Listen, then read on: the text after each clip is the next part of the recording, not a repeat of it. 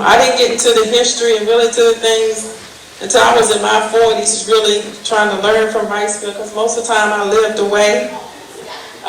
Dr. McClinton, which has passed on, he was one of our members of our project management team. They did a lot of wonderful things in Wrightsville. Came back and got some things started in the history and the museum and all those things. And he taught me a lot about learning about our history and learning about your roots and things like that. So that's how I got started to want to learn a little bit more. So without further ado, Della, can we move on? Can we move on to the next one? Okay, thank you. All right. At this time, another project management member, which is my aunt. She doesn't live here, but she has spent relentless hours. She lives in Richmond. She would come up here to the meetings in the middle of the week, trying to make the meetings and things, and just trying to stay the course. I call her my ride or die. She's been in the fight with me. She keep me balanced. And we kind of feed off each other. But she's been there to the end, and that's how my family is. We're go-getters. We're not quitters, we go-getters, and we stay in the fight to the end. So without further ado, Ms. Pamela Quarles, she's going to get a history of the revitalization project. And where is my usher? One of them? He's right here. Okay. All right, good. You're on it, Andrew. Thank you. The steps a little steep.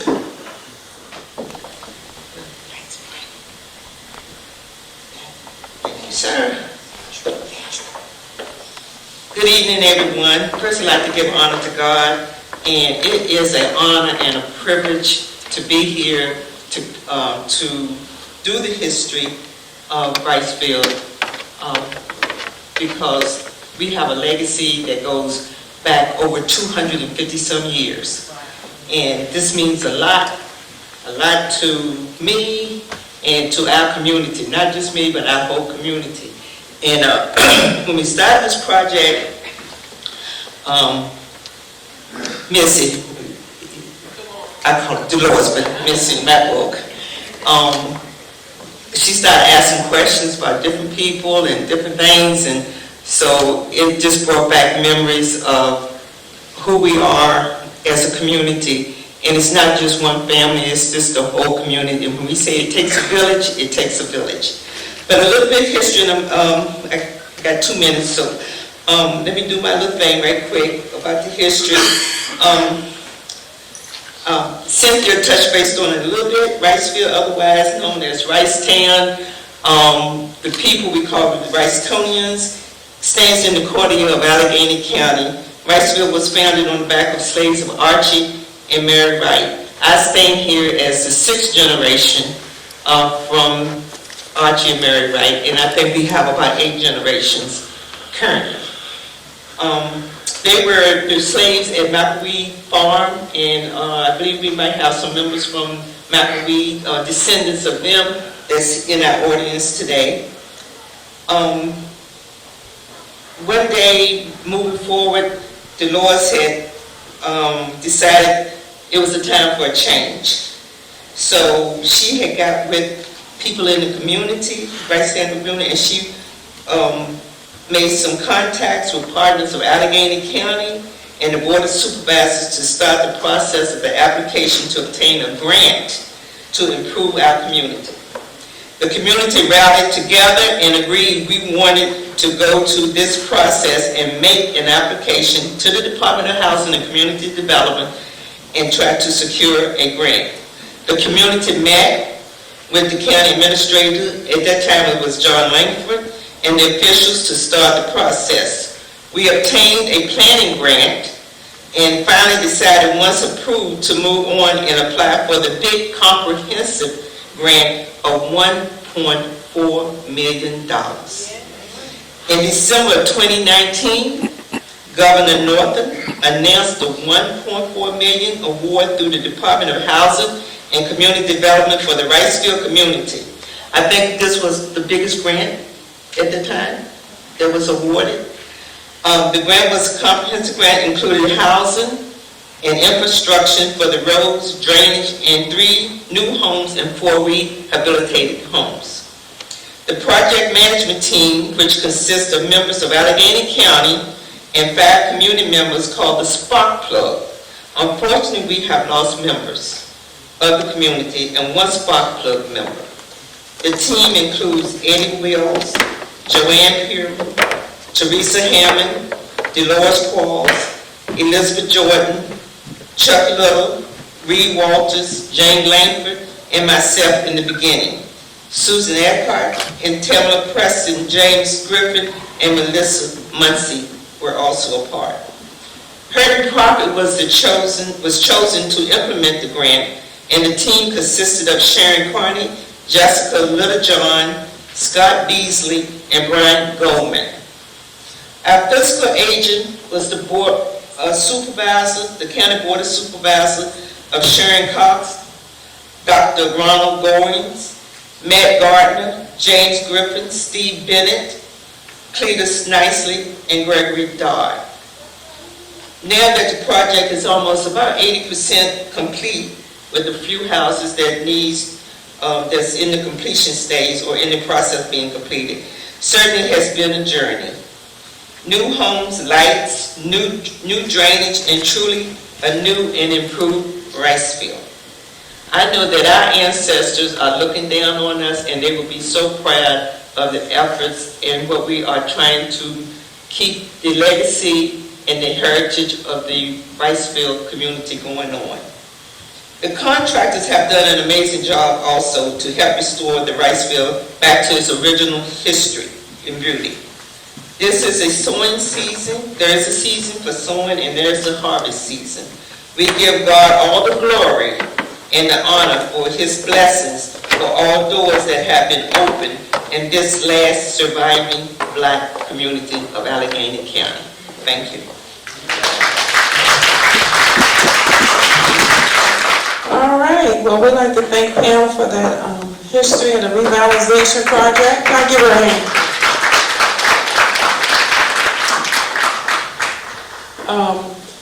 A lot of times, even when I go to the board meetings, and sometimes I try to keep it updated because Allegheny County is our physical agent for the project, and I'm always learning something new over and over and over again. If you want to find out what's going on in your neighborhood, what's going on, go to those meetings. They're very, very important because that's how I got started. At this time, I'm going to ask everybody to stand on your feet if you wouldn't mind. Give y'all time to get the circulation going back.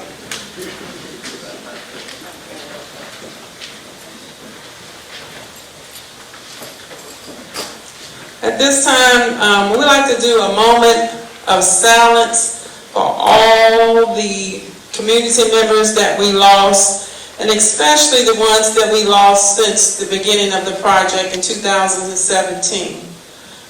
In 6 years, we lost 5 members in our community that were supposed to benefit from the project.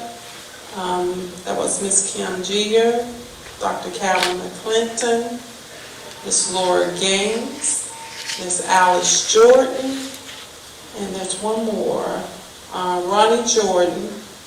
He was one of the active community members that came aboard with our meetings and everything. He was very, very, very, very active. So, me and the Lord, we had a little conversation about it. My arm's too short to box with God, but, when you work real hard, you like to see our ancestors benefit from all the hard work. But I know they're looking down today. So, do we mind, would y'all close your eyes? And we just no prayers or anything. We're just going to have a moment of silence for the members of Wrightsville that has passed and went on. Thank you very much. You may be seated. All right, well, we're going to move on. Now, as a result of some of hard work and stuff, people are interested about Wrightsville. Where is Wrightsville? What are they doing? Because, the grant, as Pam stated, was awarded by the governor in 2019. We didn't get started until 2020. And the community got together, and you can go for infrastructure or housing, or you can do both. We're a small community. They said, well, what do we have to lose? Let's go for both. So we got it. We got awarded the money, and so here we are, the $1.4 million.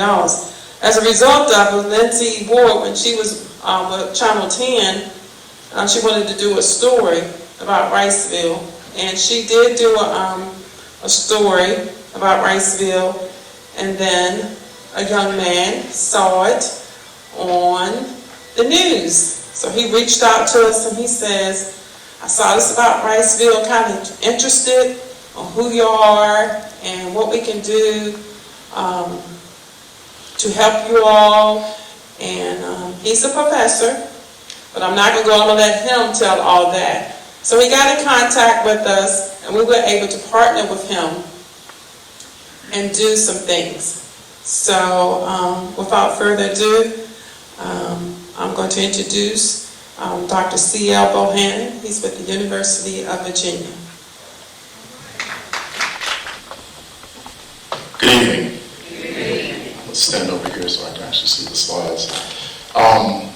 It's an honor and a privilege to be here in conversation with you all about this most important project, as Deloris talked about. At the time when I reached out, I was a faculty member at Virginia Tech, and every year we would do a project with a community in the Commonwealth of Virginia.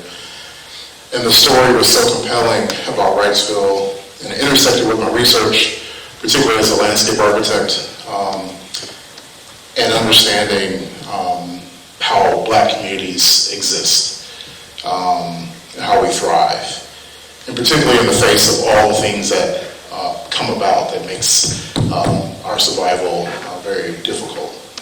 And so, as part of that, us reaching out, we were able to bring it was during the pandemic, so 65 students from the landscape architecture program, you can go to the next slide, was able to come as part of the community engagement lab, which is a lab that's set forth to work with communities to address social and environmental inequities. We saw particularly what the construction of 64 and the bifurcation of the community as a space that we needed to be in and be in conversation with the community. Next slide.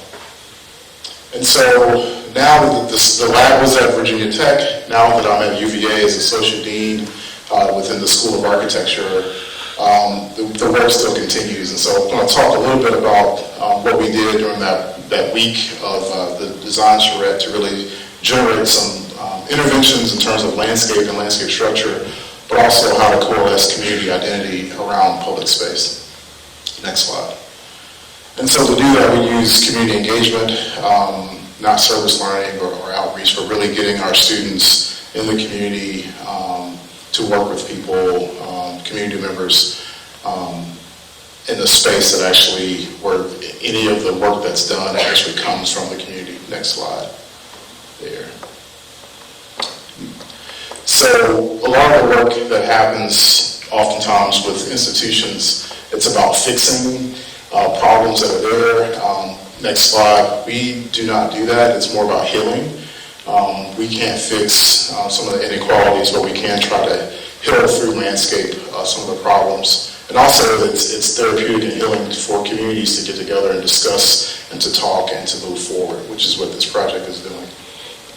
And so this quote here, the part that's in kind of a bold, Kofi Boone is a fellow landscape architect, and he put this in a paper and said, what if landscapes were approached as a way to help invisible people in places to be seen?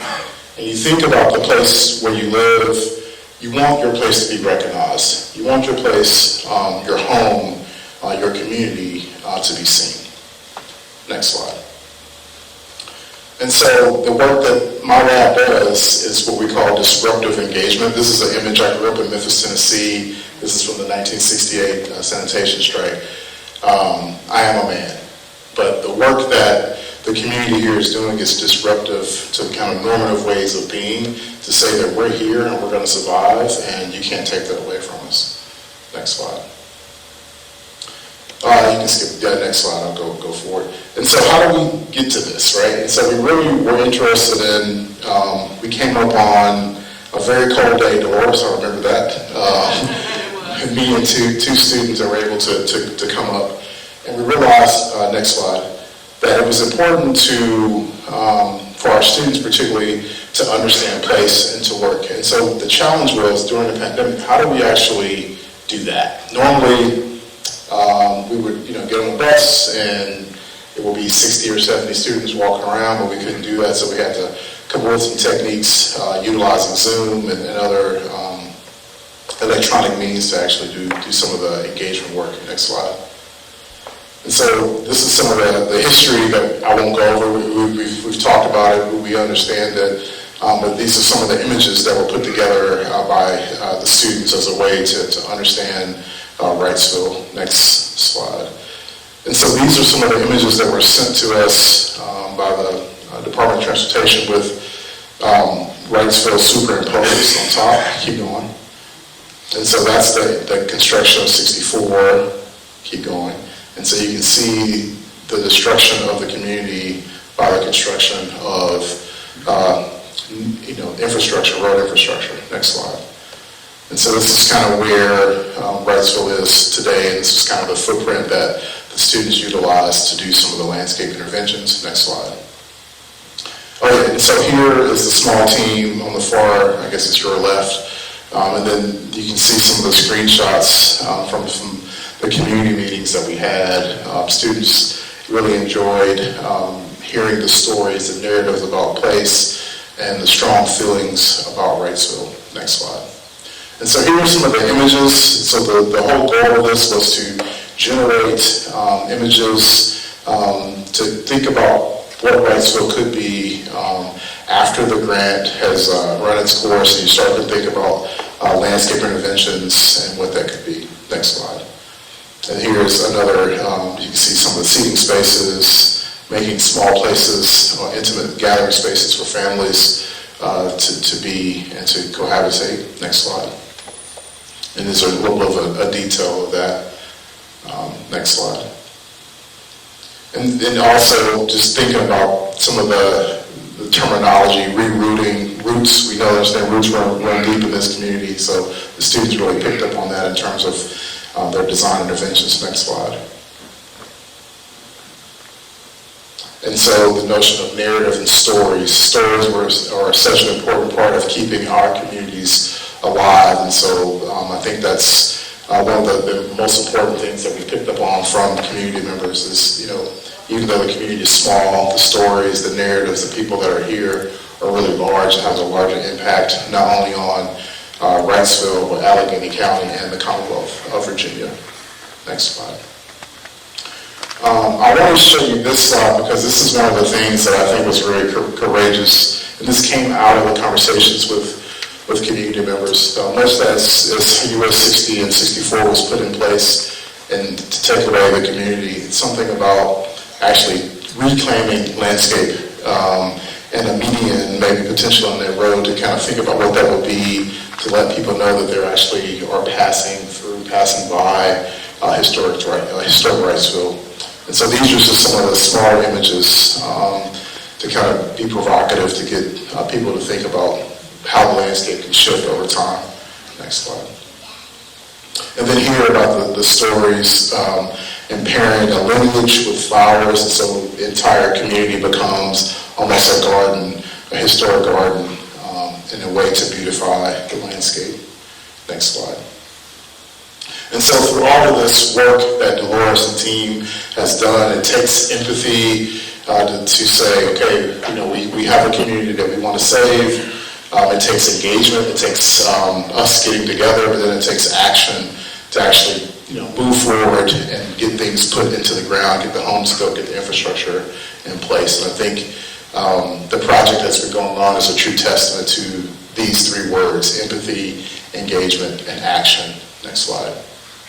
And then next steps. So it doesn't just stop with us, a few years ago doing the charrette, but now being at UVA, I have way more access to things. So some things to think about is a 501 C3 for Wrightsville that actually will make the community competitive to go after grants. Working with our Equity Center, our Institute for Engagement and Negotiation. But then also, in addition to landscape architecture, the A School has architecture history, urban environmental planning, and architecture. And so some of the projects I could see right away that could be really compelling to get students involved in and community members involved in is a community history project. How do we start to think about digitizing the existing history that is already in the museum? An oral history project that could be done in the community, but also virtually through Zoom, and how that information is recorded and shared out. And then also thinking about an historic American landscape survey or a historic American building survey. And I'm thinking about the Baptist Church and how do you actually make that landmark? We know it's visible, but how do you put it on the historic register? And I have students that can actually help with those projects. So I'm happy to continue to be a partner. Deloris and I are continuing in conversation with each other, and I look forward to working with the community in the future. Thank you. Well, Dr. Bohannon, we'd like to thank you for that excellent presentation there. Y'all give him a hand.